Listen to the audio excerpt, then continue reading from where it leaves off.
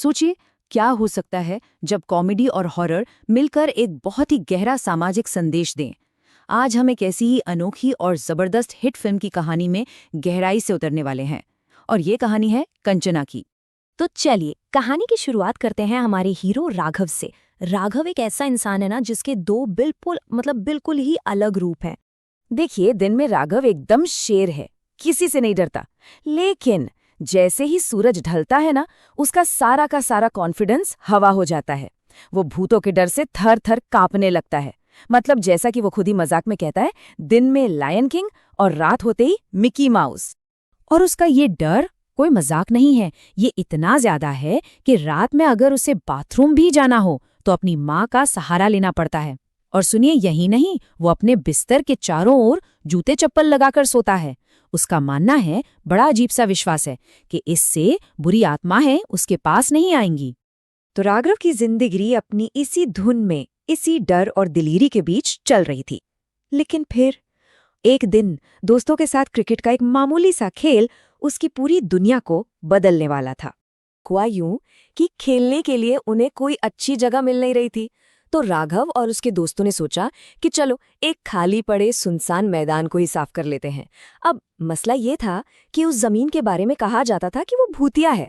बस उसी मैदान पर खेलने के कुछ ही वक्त बाद राघव का बर्ताव बहुत तेजी से बदलने लगता है। वो अजीब अजीब हरकतें करने लगता है, और ये सब एक बहुत ही डरावने पैटर्न में होता है। जैसे कि वो औरतों की तरह हाव भाव दिखाने लगता है, अपनी भाभी की साड़ियाँ पहनने लगता है, उनके गहने पहनता है, और उसे लाल रंग से एक अजीब सा एक जुनून सा हो जाता है। शुरू में तो घरवाले भी कंफ्यूज थे कि ये हो क्या रहा है, पर उनकी ये उलझन बहुत जल्दी खौफ में बदल गई, क्योंकि अब राघव हिंसक होने लगा था। उसमें इतनी ताकत आ गई थी जो आम इंसानों में नहीं होती, और उसे ऐसा भयानक गुस्सा आता था जो किसी ने पहले कभी नहीं देखा था। और यहीं से कहानी का असली सस्पेंस शुरू होता है। ये तो साफ था कि राघव पर किसी बहुत शक्तिशाली आत्मा का साया है, पर सवाल ये था कि ये आत्मा है कौन और आखिर इसे चाहिए क्या।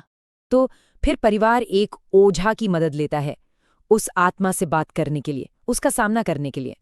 और जब वो आत्मा बोलना शुरू करती है तो एक बहुत ही दर्दनाक कहानी सामने आती है। वो आत्मा बताती है कि उसका नाम कंचना है और वो एक किन्नर थी, एक ऐसी जिंदगी जो समाज के तिरस्कार और जुल्मों से भरी हुई थी। कंचना को उसके अपने ही माँ बाप ने अपनाने से इनकार कर दिया था। उसके बाद रहीम नाम के एक बहुत ही नेक इंसान ने उसे सहारा दिया और अपनी बेटी की तरह पाला पोसा। कंचना का एक सपना था। वो चाहती थी कि गरीबों के लिए एक ऐसा अस्पताल बने जहां उनका मुफ्त में इलाज हो सके, और अपने इस सपने को पूरा करने के लिए उसने क्या कुछ नहीं किया।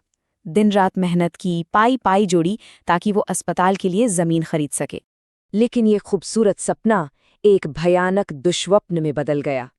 एक भ्रष्ट नेता एमएलए शंकर ने धोखे से उसकी जमीन तो हड़पी ही, और फिर उसने कंचना, रहीम और उनके बेटे तीनों की बड़ी बेरहमी से हत्या कर दी। तो अब राघव के शरीर के जरिए कंचना का बस एक ही मकसद है, अपने साथ हुए उस भयानक अन्याय का बदला लेना और इंसाफ हासिल करना। और वो राघव के शरीर का इस्तेमाल करके अपनी मौत के जिम्मेदार लोगों को एक एक करके चुन चुन कर मारना शुरू कर देती है। एमएलए शंकर और उसके साथी अब कंचना के निशाने पर थे। जब राघव को कंचना की ये पूरी दर्दनाक कहानी पता चलती है ना, तो उसका सारा डर खत्म हो जाता है।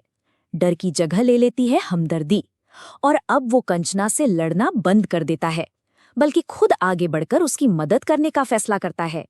वो अपनी मर्जी से कंचना को अपना शरीर इस्तेमाल करने देता है ताकि वो अपना बदला पूरा कर सके। अब कहानी पहुंचती है अपने क्लाइमैक्स पर, वो आखिरी सबसे जबरदस्त टकराव, जहां एक तरफ है बदला और दूसरी तरफ है जुल्म। आखिरकार उस आखिरी और सबसे भयानक लड़ाई में कंचना राघव की मदद से एमएलए शंकर का सामना करती है और उसे खत्म कर देती है। उसका बदला पूरा होता है, इंसाफ मिल जाता है, और उसकी भटकती हुई आत्मा को आखिरकार शांति मिलती है। लेकिन कंचना की कहानी सिर्फ बदले पर खत्म नहीं होती। उसकी असली विरासत तो कुछ और है। राघव ये पक्का करता है कि कंचना का वो अधूरा सपना जरूर पूरा हो, और वो उसी जमीन पर गरीबों के इलाज के लिए कंचना अस्पताल बनवाता है। तो आखिर में ये कहानी हमें एक बहुत बड़े सवाल के साथ छोड़ जाती है कि जब हमारा सिस्टम, हमारा कानून सबसे कमज़ोर लोगों को इंसाफ देने में फेल हो जाए, तो क्या सच में न्याय को अपनी आवाज़ सुनाने के लिए किसी भूत या किसी अलौकिक शक्ति की ज़रूरत पड़ती है?